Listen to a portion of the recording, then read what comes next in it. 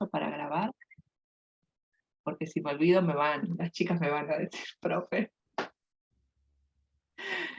no tenemos el registro. Bueno, Javiera Díaz es quien nos recibe todos los años, desde hace mucho tiempo que viajamos con mucho gusto, con compañeros, estudiantes de la carrera, al recorrido por el Tríptico de la Infancia, y que siempre nos hacemos un tiempo y una ocasión para visitar también el archivo. Ella es investigadora del IRICE, CONICET,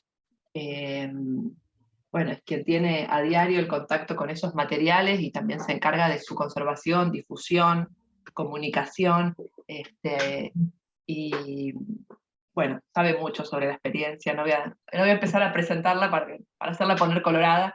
Es colega de educación también, es psicóloga, bueno, tiene una formación en los temas pedagógicos, conoce muchísimo lo de la experiencia histórica, y además es activa, hacedora también de redes, junto con Amanda y la gente de la red Cosetini, para que este legado circule y sea también reapropiado, ¿no?, por nuevos docentes, por nuevas generaciones. Entonces, bueno, hay mucho ahí para contar y transmitir.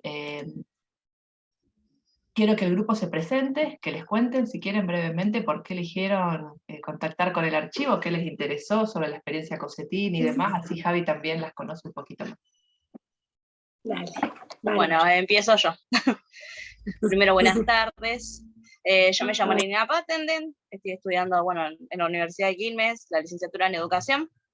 Yo me desarrollo dentro del nivel inicial, y me llamó la atención, digamos, el archivo Cosetini. Primero, que no conocía mucho, conocía un poquito acerca de las hermanas y el método, pero no tanto del archivo, que había un lugar, digamos, donde estaba todo reunido.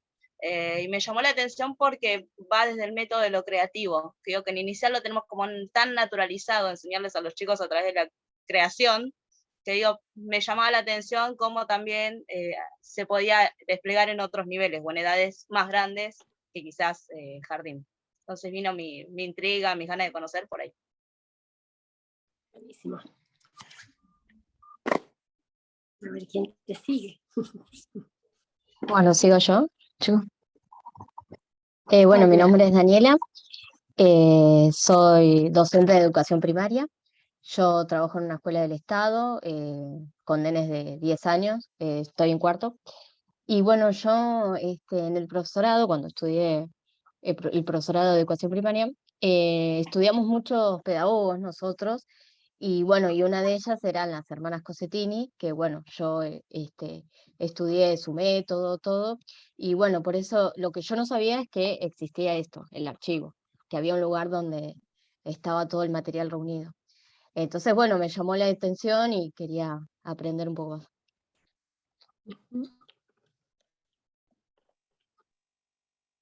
Hola. ¿Me escuchan? ¿Me escuchas? Sí, ahora sí. Bueno, buenas tardes. Mi nombre es Pamela, también estudiante de la universidad.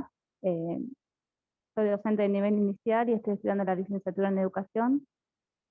Y también un poco como las chicas, bueno, quizás me interesó un poco más saber sobre este archivo, porque también soy maestra, así que primero me acuerdo que en el profesorado, cuando estudiamos, vimos un poco de las hermanas Cosetini, no tanto, y hablábamos también con las chicas que no conocíamos este archivo. Al menos cuando yo estudié, desde el 2015 hasta el 2018, no se nos dio a conocer este archivo tan lindo, porque tiene muchas cosas interesantes. Entonces, cuando lo vi, que lo propuso la profesora, me anoté, porque me interesó saber un poco más. Y está muy bueno, me gusta. Bien. Hola, ¿qué tal? ¿Se me escucha, no? Entré Sí. del celu, ya no sé a dónde mirar. Bueno, hola, yo soy Tomás, estoy haciendo el profesorado de Historia, y me pareció súper interesante el archivo desde una perspectiva histórica, digamos, por los años a los que pertenecen los materiales. Igual que, como decían las compañeras, yo no lo conocía y me pareció súper interesante la propuesta. Gracias, Tomás. Se te escucha perfecto y se te ve perfecto, así que quédate tranquilo que funcionó este invento de a dos cámaras, de a dos dispositivos. Em, sí, porque estuvimos probando un ratito antes y no se lo veía. Javi, te comento, ellos y ellas pensaron un paquete de preguntas, un montón, que bueno, tendrán que priorizar y demás, pero versan sobre el archivo principalmente. Entonces, por ahí Ajá.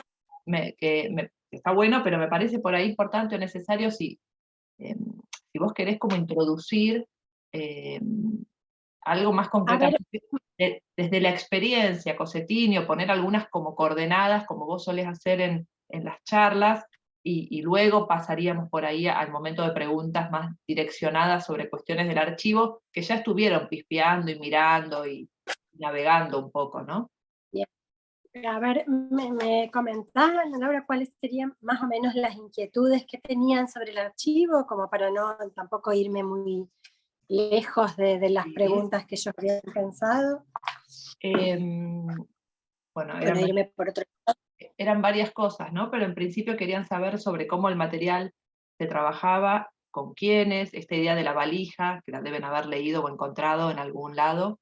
Entonces había preguntas en torno a la valija, los materiales, cómo se seleccionaban, si habían visto, si tenían devoluciones de los espacios a donde se mandaba esa valija respecto de cómo se había usado, para qué se había usado, si promovían transformaciones en las prácticas. Bueno, sobre eso recuerdo. Después quieren saber sobre de la historia del archivo, ¿no? Bien. Bueno, si quieren empiezo un poco por ahí. El archivo en realidad, digamos, piensen que todo el material que nosotros tenemos, digamos, el archivo tiene como dos momentos. Uno es el momento donde muere Olga Cosetini y Leticia, que hasta ese momento tenía todo el material en su casa, decide entregarlo donarlo, digamos, al IRICE, que es el único instituto de ciencias de la educación de CONICET del país. Y entonces, bueno, ahí ella participa activamente de Leticia, de la donación del material. Digamos, ella selecciona el material, incluso hasta lo escribe con un fibrón azul, lo interviene, digamos, con un fibrón azul alguna foto, que además después a la gente que trabajaron en conservación les agarró un ataque porque era un fibrón donde ella acotaba en cada foto y demás. Y entonces, bueno, ella es la que define, junto a un grupo de exalumnos que la acompañaban mucho, que estaban mucho en la casa y demás, junto a ellas, decide la donación. Decide desprenderse de un material que ella habían guardado ambas, digamos, ellas en verdad yo pienso que tenían en mente este legado, o sea, que sabían, hasta habían guardado las cartas, habían guardado cuadernos, habían guardado las acuarelas, habían tratado de reunir de los exalumnos con los que ellas estaban más en contacto todo ese material. O sea, ellas realmente sabían muy bien lo que tenían, yo creo que siempre supieron muy bien lo que tenían entre manos, ¿no? Lo que el valor de la experiencia y algo que atravesó siempre la experiencia es el darla a conocer. O sea, en realidad siempre es una experiencia que se sostiene mucho porque se da a conocer. Porque, bueno, cuando ellas comienzan en Rafaela, ahí empiezan una experiencia en la Escuela Normal de Rafaela, la Universidad del Litoral, con las cátedras de pedagogía y demás, empiezan a mirar la experiencia, de la experiencia de Rafaela, estoy hablando en el año 30.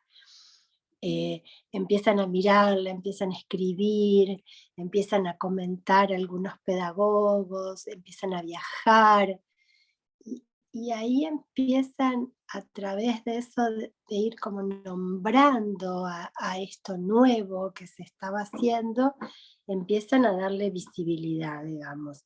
Piensen que ellas son dos mujeres que vienen del interior de la provincia de Santa Fe, no están en Ciudad de Buenos Aires, ¿no? Digamos, están hijas de inmigrantes haciendo experiencias, digamos, bueno, con mucho esfuerzo en todo sentido, esfuerzo económico, esfuerzo de la familia, digamos, ¿no? No las imaginen como a lo mejor otras mujeres que tenían otro entorno, ¿no? Otro entorno de ciudad, de Buenos Aires, de familias con otras circunstancias, digamos, ¿no? Bueno, y así ellas llegan a Rosario, en el año 35. Y siempre, ya les digo, como que van defendiendo la experiencia a través de mostrarla, a través de, no como un gesto de exhibirlo, pero sí como un gesto de pensar que la escuela debe ser un espacio de puertas abiertas, ¿no? Que todo lo que ocurre afuera debe entrar a la escuela, los niños deben estar en contacto, y de algún modo esto también es lo que ellas hicieron siempre mientras iban escribiendo la experiencia, mientras la iban haciendo y mientras iban reuniendo los materiales, ¿no? Entonces, ahí, por ejemplo, en el archivo, que a lo mejor ustedes los han visto en el dispositivo, algunas fotografías que tienen sellos de los estudios fotográficos de la ciudad. Que bueno, yo a veces me asombro porque ellas con muy pocos recursos económicos, bueno, contrataban a esos fotógrafos de la ciudad para que registren momentos de la escuela. Después empiezan ellos como a tener, como de algún modo, algunos mecenas, que así la llama Olga, ¿no? A Hilarión Hernández Larguía, que era el Direcasum en el 37 como director del Castañino, que bueno, era arquitecto de una familia bastante intelectual de la ciudad, que bueno, que empieza como a llevar visitas, muchas visitas que venían a Rosario en ese momento, que venían al Castañino, con la que algunos círculos de intelectuales estaban en contactos. Él las lleva a mostrarles esta experiencia. Entonces este sentido de consolidar lo que se va haciendo junto a otros y poniéndolo en común, digamos, es algo que forma parte es como la impronta del proyecto. Y así creo que se fue armando este archivo que llega, les decía, cuando muere Olga en el año 89, sí, 87, y bueno, y ahí Leticia decide donar todo ese material que ellas tenían en su casa. Después la segunda donación, cuando se incrementa un poco más el archivo, no mucho más, digamos, el mayor grueso de materiales está en esa donación que les mencionaba antes. El segundo es cuando muere Leticia, pero esa donación fue mucho más desperdigada. Hay materiales, una lástima porque hay materiales en toda la ciudad y en algunos lugares, por ejemplo, que sucede una biblioteca, o hasta en la Biblioteca Argentina le pasó que lo incorporan al material de la biblioteca. Entonces, bueno, no se identifica bien qué es lo que donaron, ¿no? Pero bueno, esa es como la segunda donación menor que tenemos nosotros. En el archivo, ustedes, digamos, si alguna vez vienen a Rosario, van a encontrar, en el archivo hay cuadernos de alumnos, muchos cuadernos, más o menos unos 400 y pico, que tienen algunas características que son muy interesantes, digamos, que es que, por ejemplo, yo he hecho muchas veces el ejercicio, no hay dos cuadernos iguales. O sea, uno sabe me acuerdo en un momento hicimos un proyecto donde se trataba como de reconstruir un grupo, un curso. Y entonces, bueno, se podía reconstruir por los temas, por lo que estaban trabajando, pero no hay dos cuadernos iguales. Algunos tienen más dibujos, otros tienen más recortes periodísticos, otros escriben más. Además hay una particularidad que tienen los cuadernos que no tienen fecha. O sea, los niños no trazan la fecha y no ponen hoy, día, tal. Entonces, los temas es como que se desenvuelven, están, no sé, investigando el puerto. Y entonces, algunos escriben más, otros dibujan, pero no se sabe bien cuánto tiempo lleva eso, ¿no? Esto yo creo que es, por supuesto, algo que ellas pensaban, ¿no? Que así como piensan que las materias no pueden ser compartimentos estancos, sino que puede haber un dibujo en una clase de matemática, o puede haber un cuaderno que sea de geografía y poemas. Entonces, esto era algo que ellas aspiraban pedagógicamente, a que ellas decían a que las materias pierdan sus contornos artificiales, ¿no? Que no quede ahí como cerrado, sino pensarlo en una amplitud del pensamiento, de sentidos, digamos, ¿no? Y bueno, esta es como la característica principal que yo les contaba de los cuadernos. Después hay diarios de maestros, que ellas llevaban diariamente como un registro, pero no en la planificación. La planificación son unas sábanas enormes que se hacen, digamos, unas hojas que se despliegan muy grandes, que se hacen al inicio del año, donde se cruzan los contenidos con los grados y se ve cómo en primer grado van a ver esto y después cómo ese contenido se va a ir complejizando a lo largo de la escolaridad.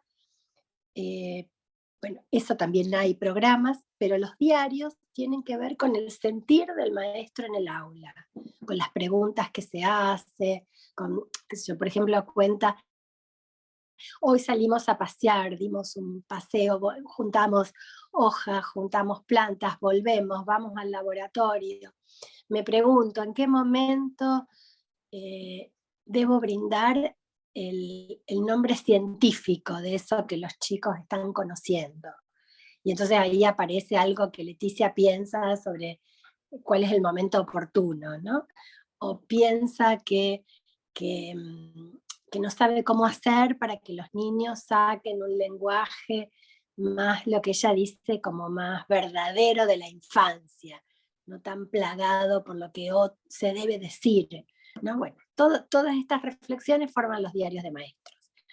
Después están los programas de salidas, ellos salen mucho y entonces están las misiones culturales y los programas que se hacían en las plazas y material sobre la cooperativa escolar, que era otro de los puntos importantes de la experiencia, misiones y cooperativa escolar, como la llaman ellas, un gobierno de niños en la escuela. Bueno, también hay de esos folletos, hay muchas fotografías de todo, hay fotografías de todos, de muchísimos momentos. Después hay actas de reuniones plenarias y el epistolario, ¿no? Que es a través de esto que yo les decía, sostener una experiencia en contacto con otros, en red sería, ¿no? Sostener una experiencia haciendo red de colegas, de amistades, de vínculos con otros lugares, con otros países, con otras instituciones, con problemáticas que están pasando en otro lado, con pedagogos de otros lugares del mundo, ¿no? Toda esta trama epistolar es como muy importante. Bueno, un poco esta es la idea. El archivo también tuvo sus momentos, al principio nos costó más que pueda pensarse como un material que debía ser intervenido con personas y profesionales idóneos en el tema de conservación. Esto nos costó mucho, porque era cada uno decía, vamos a ponerlos en un folio con, no sé, esos libros como de, que piensen en el año 90, que eran comunes, que se guardaban las fotos en plástico, y bueno, y después, no, vamos a llamar a gente. Bueno, finalmente en el 2005 logramos que el archivo sea declarado patrimonio de CONICET. Y en ese momento tuvimos recursos para, no muchos, pero bueno, los administramos creo que bastante bien, que nos alcanzó para poder, nunca en el Estado los recursos son muchos, alcanzan para, bueno, para algunas cosas. Y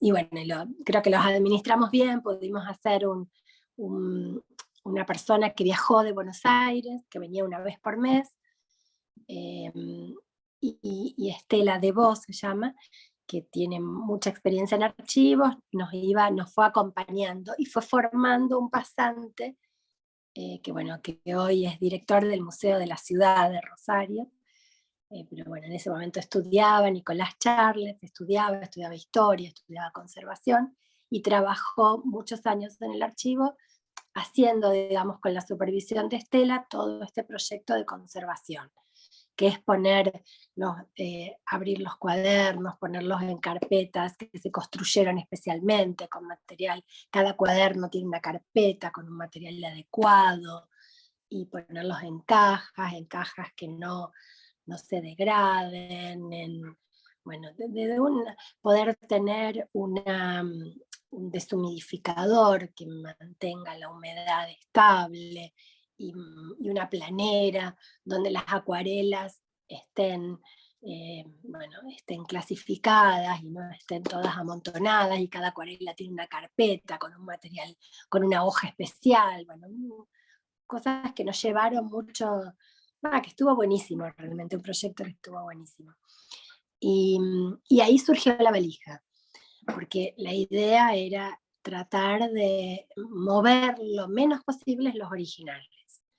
O sea, incluso casi que la persona que estaba en conservación nos decía que mejor fotografiar una sola vez, no que cada vez que venga alguien tome fotografías, ¿no? Porque además piensen que los cuadernos tienen muchísimas acuarelas. Es un momento, digamos, como las han visto ahí en el dispositivo Cossetini de Irice, tiene mucha acuarela, es un momento del papel de los cuadernos muy ácido, y entonces este contacto con la luz y demás los deteriora mucho.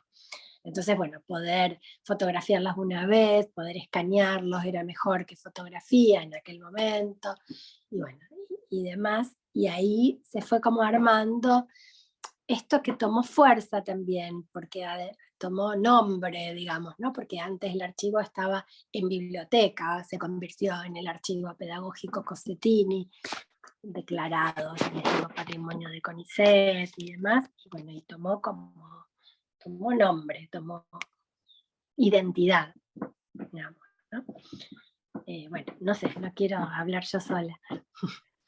Javi, una cosita, y la etapa en la que todo eso se digitaliza y se dispone como en el reservorio, no sé cómo llamarlo, eso fue posterior.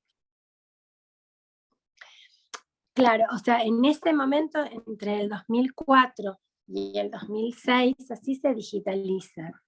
Y después aparece esta posibilidad antes nosotros teníamos una página web, que estaba buena, realmente era muy linda, pero después institucionalmente se optó por este dispositivo hipermedial dinámico, memoria y experiencia Cossetini, donde, bueno, a lo mejor entraron, pero ahí van a poder bajar cuadernos completos, van a poder imprimirlos, van a poder, está dividido como en 4 entradas, uno es niños expresivos, otro es toda la parte de esto que yo les decía, de misiones culturales, y demás, digamos, la escuela en la calle, afuera, en contacto con la sociedad. Otro es todos los diarios de maestros y el pensamiento, ahí están los libros de Olga y demás, y después todo el epistolario, que tiene que ver con la red social, digamos, ¿no? Entonces, en estas 4 entradas, ahí en el dispositivo, hay materiales que se cruzan, porque, no sé, por ejemplo, ellas cuando escriben uno de los libros, que es Pedagogía de la Perversidad, que es una conferencia que incluso a Olga le cuesta casi su cesantía, porque ella empieza como a hablar de la preocupación por los movimientos totalitarios, y por lo que pasa en Europa, y empieza esa pedagogía de la perversidad recordándolo a Janusz Korczak. Y entonces ahí cuando cuentan la historia de Korczak y demás, por ejemplo en el dispositivo aparece material de Korczak, aparece el libro Si yo volviese a ser niña, bueno, todos como esos enlaces están en el dispositivo mismo. No sé si... Creo que Nerina justo querían preguntarte por eso, ¿no? Sí. A ver. Claro, justo estaba prestando atención a eso, que nosotros, una de las tantas preguntas que pensamos, era ¿cuál cree que fue la influencia de Korczak en su obra? O sea, la de las hermanas, ¿cuál fue la influencia de Korczak? No sabes, que eso no lo sé bien. Yo no, o sea, digamos, cuando Olga elige esa conferencia que ella da, y ojalá la han leído, está ahí en el dispositivo que se llama, ya les digo, Pedagogía de la Perversidad. Sí, la vimos. Y ahí lo sitúa Korczak, pero yo no lo había, digamos, no había aparecido ni en sus libros previos, ni en sus manuscritos, o sea, es como que ahí lo sitúa con toda la preocupación, digamos, ¿no? Por todo lo que está ocurriendo a raíz del nazismo en Europa, y advierte sobre los peligros de una educación totalitaria en nuestro país, digamos, ¿no? Pero hasta ese momento yo no te podría responder cuál ha sido.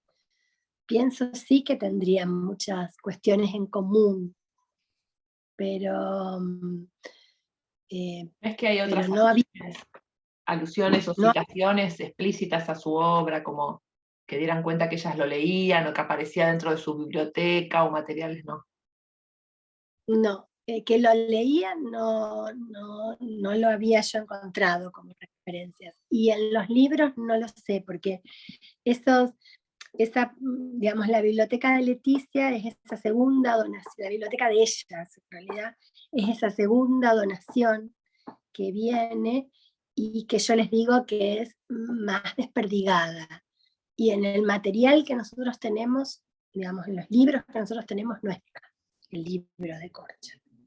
Sí hay libros de otros pedagogos, como Gesualdo Sosa y algunos materiales, pero de Korczak no. Ni en español ni en otro idioma, digamos, ¿no? Así que ese lazo, no sé, por ahí es para investigarlo, ¿no? Pero no está investigado. Claro. Después, por otro lado, pensamos si hoy por hoy sigue teniendo los mismos objetivos el archivo. O sea, entiendo en la charla, en la introducción, que es este tema de estar en red, de hacer red, de que todos puedan conocerlo y demás, y si hoy por hoy sigue siendo ese mismo objetivo inicial. Sí, yo creo que sí, que sigue siendo ese el fundamental objetivo, poder,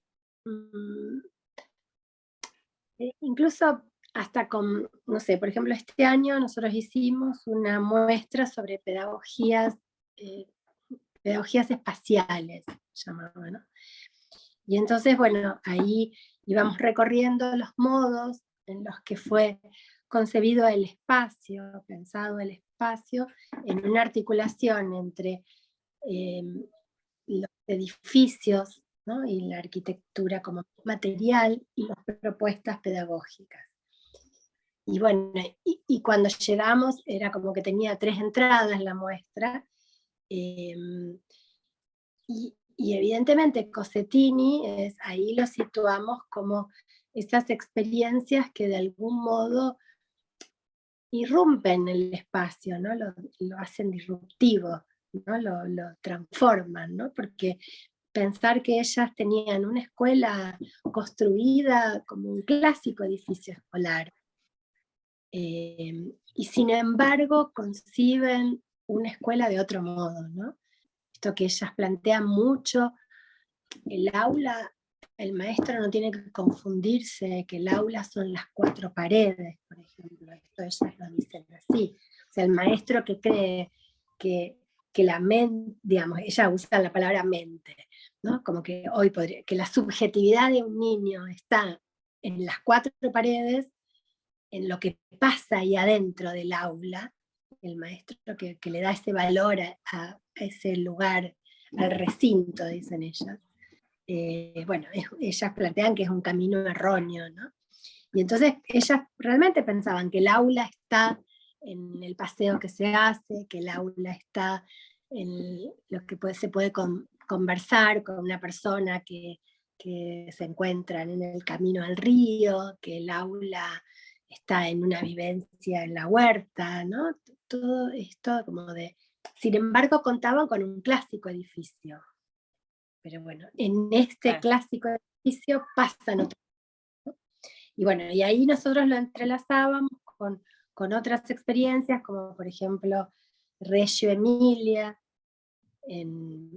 digamos, bueno, con Loris Malaguzzi en Italia y demás, como pensar cómo, bueno, otras experiencias pueden tomar algo de esto, ¿no? Con la idea que ellos trabajan en Reggio del atelier, ¿no? Como pensar que ahí los niños se encuentran con alguien que va a charlar sobre determinada cosa, ¿no? Que quizás incluso en una experiencia que se mueve mucho más espacialmente que Montessori o demás, ¿no? Que son experiencias más cerradas a lo interior, ¿no? Entonces, bueno, ahí es ver Cossettini, pero como en una clave de algo, de una historia que tenía que ver con la arquitectura y el espacio, que es la historia que nos interesaba narrar.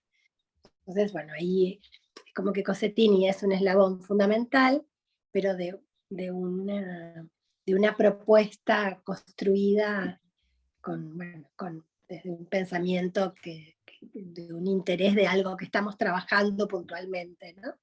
No es solo contarles, ¿no? Sino es entrelazarla en clave de otras cuestiones que queremos pensar. Bueno, ese es el trabajo que hicimos este año, digamos. Bueno, justo un poquito así también con este tema de la relación que pueda tener con otras experiencias. Nosotros hemos leído que decía que estaba enfocado, o mejor dicho, que el legado también estaba relacionado con otros enfoques y disciplinas. Entonces nos interesaba saber quizás desde cuáles otros estaba relacionado. Como que, perdón, que el legado estaba relacionado con otros enfoques y disciplinas. ¿Desde qué otros enfoques se investigó también el legado de las hermanas Cossettini? Sí, yo creo que ellas de por sí la experiencia la concebían desde muchas disciplinas, muchos sentidos, digamos, ¿no? Por ejemplo, bueno, esto que vos me decías al principio en la presentación del arte, ¿no? Ellos no tenían, por ejemplo, en la escuela no había maestro de arte, en aquel momento no estaba en la currícula, en Santa Fe por lo menos, sí maestro de música. Sin embargo, la experiencia tuvo mucho de pensar la libre expresión de los niños, ¿no? Y cómo eso se forma, se inspira, digamos, ¿no? Claro. Creo que eso lo plantearon siempre, ¿no? Por ejemplo, digamos, ellos planteaban la escuela, la belleza está en el aire de nuestra escuela, ¿no? Como un propósito, no de que sean pintores, pero sí que se encuentren, por ejemplo, en el Castañino tenían una muestra hicimos una muestra en el Castañino hace unos años, de material Cossettini, y ahí la entrecruzamos con materiales que en aquel momento el Castañino tenía para que circularan por las escuelas. Tenía como reproducciones de de cuadros y demás, reproducciones de muy buena calidad que circulaban por las escuelas. Y entonces ahí reunimos las reproducciones del Castañino con las que hicieron los niños, ¿no? Algunas se reconocían, ¿no? Se ve que habían trabajado sobre algunas obras de arte y estaban en sus propias producciones. Entonces yo creo que a eso Leticia le llama que la belleza estaba en el respiro de esa escuela, ¿no? Que la belleza... Entonces el cruce, o por ejemplo, no sé, este año, y estamos tratando de armar un proyecto con la casa de Juan Ramón Jiménez en España, porque Juan Ramón llega a Argentina, se queda en Rosario, los niños lo esperan, le preparan, le recitan, le hacen una obra de títeres. Bueno, Juan Ramón después les escribe unas cartas preciosas donde le dice que Juan Ramón Jiménez era una persona que sufría de una fuerte depresión y bueno, les cuenta que el encuentro con ellos le cambió la vida, le alegró la vida, que se siente de otra manera. Digo que esto, que como que el cruce estaba entre este cruce literario, social, artístico, este contacto fuerte con la naturaleza, con la naturaleza que estaba ahí como todo el tiempo, en lo que dibujan, en lo que investigan, en lo que... ¿no? Por ejemplo, hay hojas donde ellos dibujan el cielo durante un mes todos los días. Entonces dividen así como en cuadrículas y van pintando cada día la luna y el cielo, ¿no? Uno para la luna y otro para el cielo. Y van registrando. Entonces este sentir el entorno natural, ¿no? Va el sentir la naturaleza que está en nosotros, ¿no? Bueno, así que creo que esto mismo después, por ejemplo, el archivo fue investigado por gente de arte, por gente que trabaja en el Museo Castañino, por gente, hay un grupo que ha trabajado mucho las cartas, y es un grupo de historiadoras, digamos, del área como de género y desde la historia. Bueno, como que esto que estaba después de algún modo se continúa, ¿no? Por supuesto, de ciencias de la educación, de psicología también.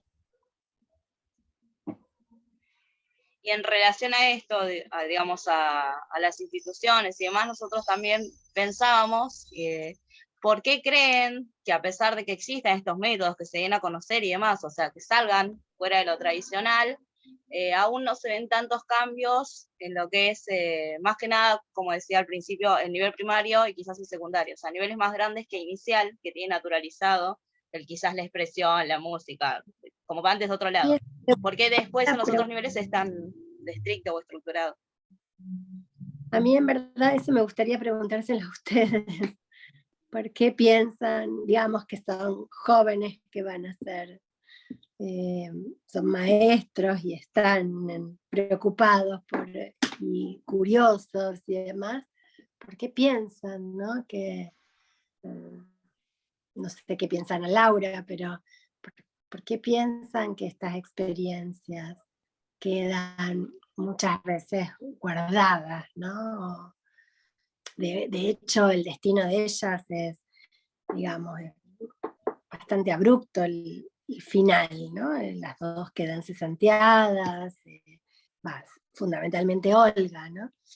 Pero bueno, Leticia sigue un poquito más, unos meses más, y después pide una jubilación anticipada, que en realidad era un beneficio que podían tener los docentes, porque piensen que habían recibido con 16 años, ¿no? En aquel momento.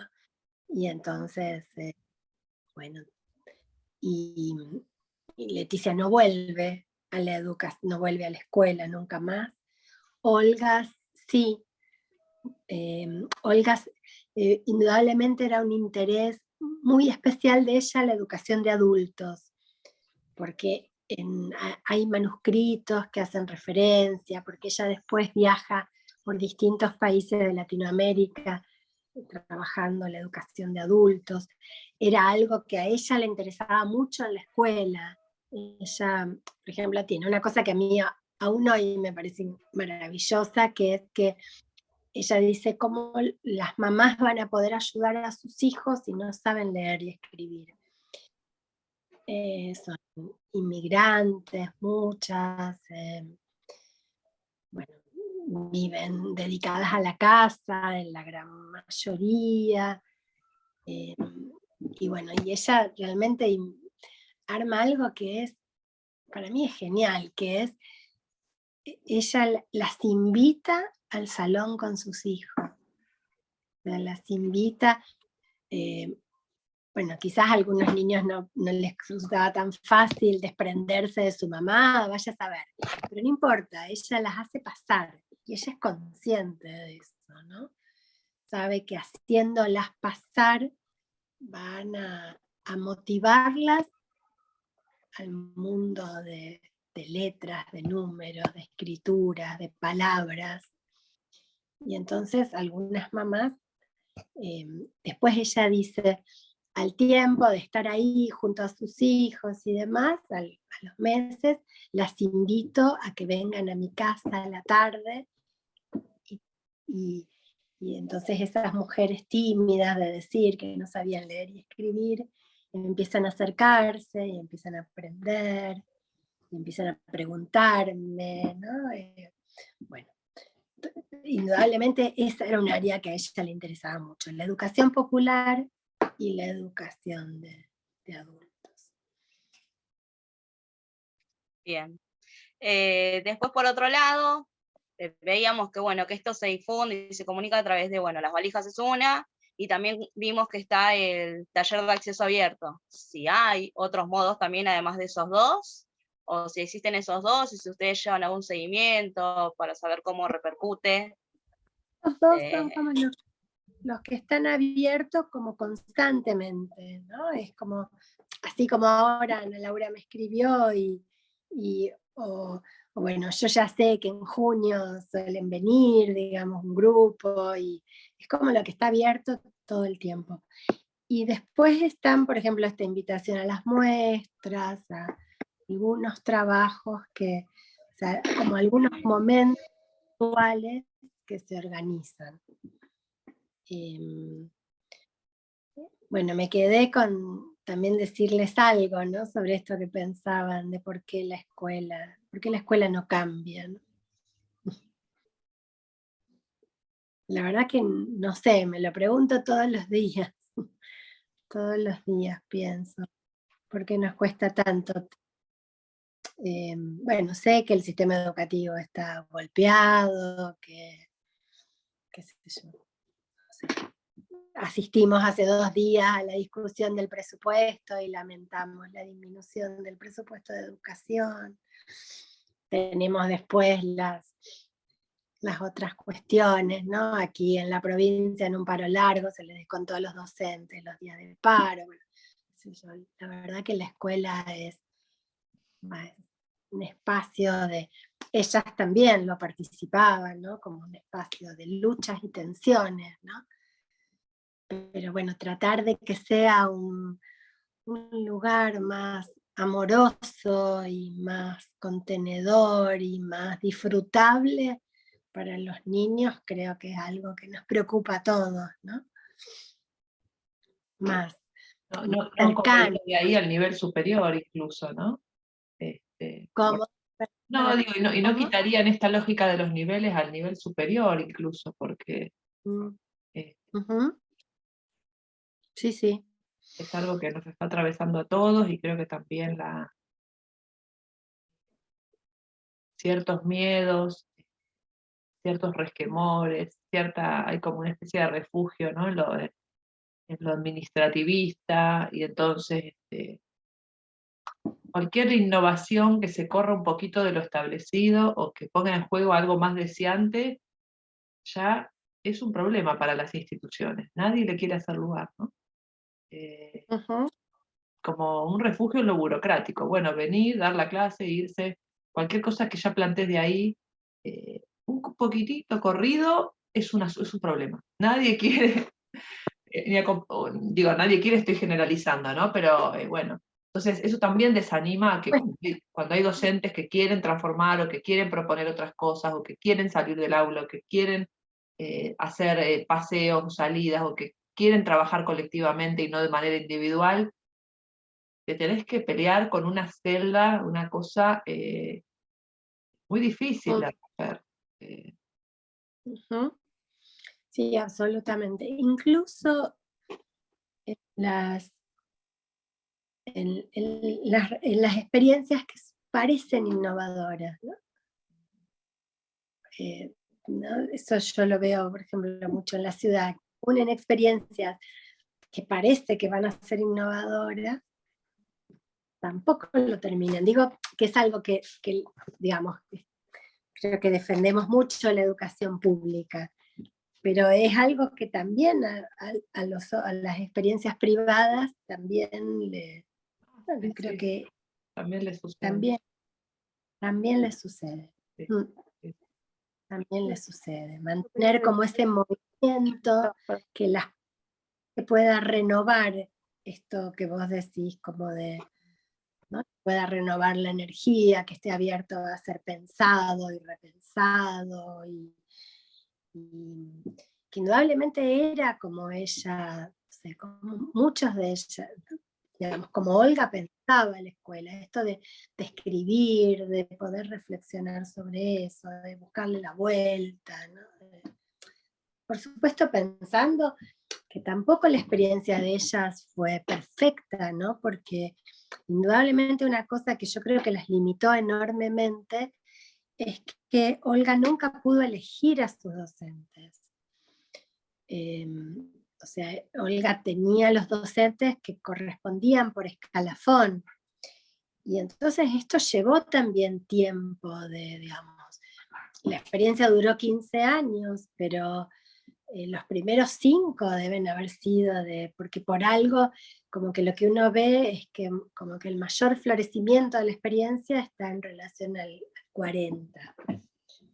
¿No? Después en el 44, 45 empiezan a llegar los decretos, que primero le sacan el carácter de experimental, y después casi las dejan cesante, y la gente y el barrio sale a marchar pidiendo que todas las dejen cesante, y bueno, y continúan unos años más, pero el momento más importante está en los 40.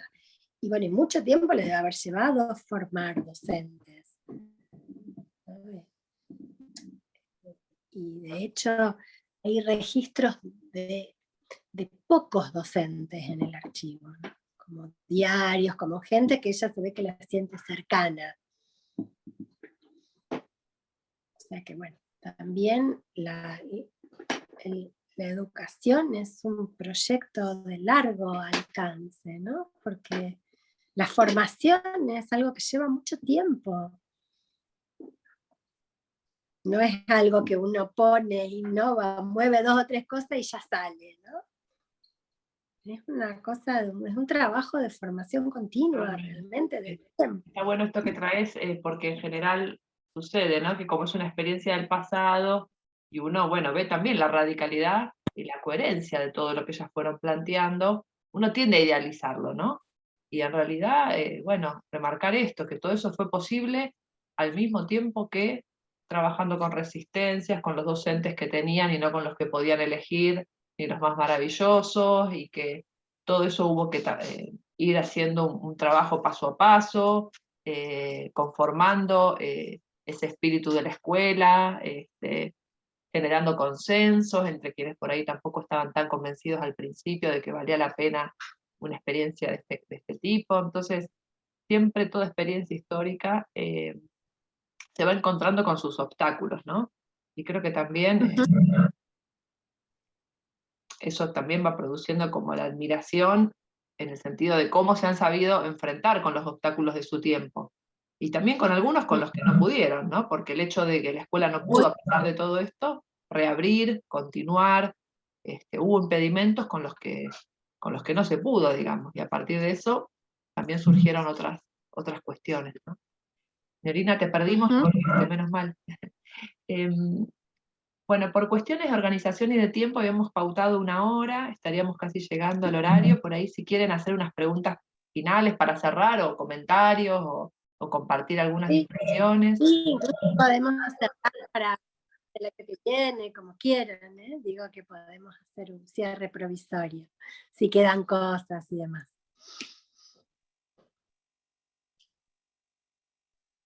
Bueno, tomo la palabra nuevamente. Perdón, cosas que no extrañaba la virtualidad, es que se pierden las cosas. No, la verdad que no supiste contestar la mayoría de las preguntas, y hay muchas que se nos generan después de esto, sobre la práctica diaria y sobre la vida misma de la docencia del sistema educativo. Entonces, creo que por parte del grupo, si alguno o alguna tiene alguna pregunta, lo dirá, pero por mi parte, agradecer. Porque fue No, un gusto.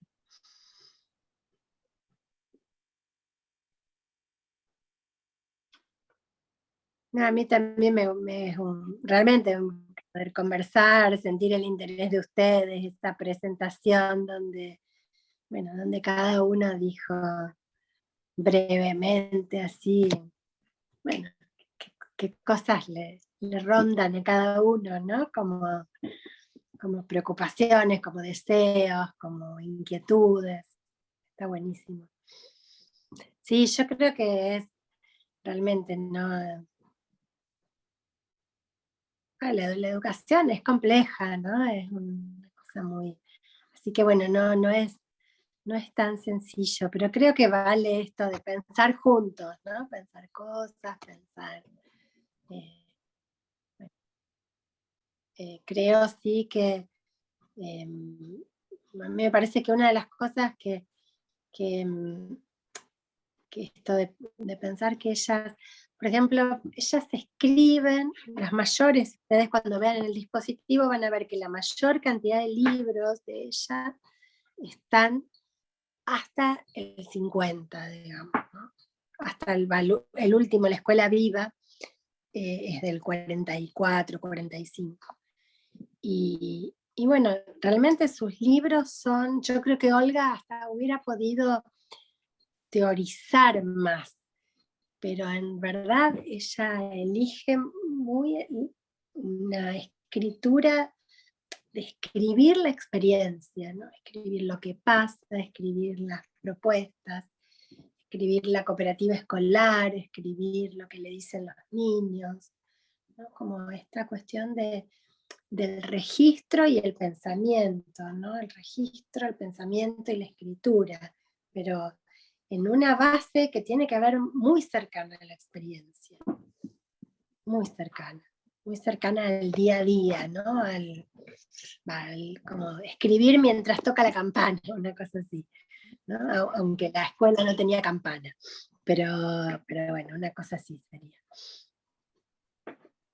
A veces también eso, ayer tuvimos justo una clase que un grupo compartió su lectura de algunos libros de Deligny, de Fernand Deligny, y también era diarios de un educador, y también hablábamos de esto, ¿no? De que ese pensamiento está muy arraigado al calor de la vivencia cotidiana, del registro de lo cotidiano, y 1700 y pico de páginas, ¿no? Son su obra, no en aulas, pero sí en espacios de cuidado de la infancia, en espacios que podríamos llamar educativos, socioeducativos.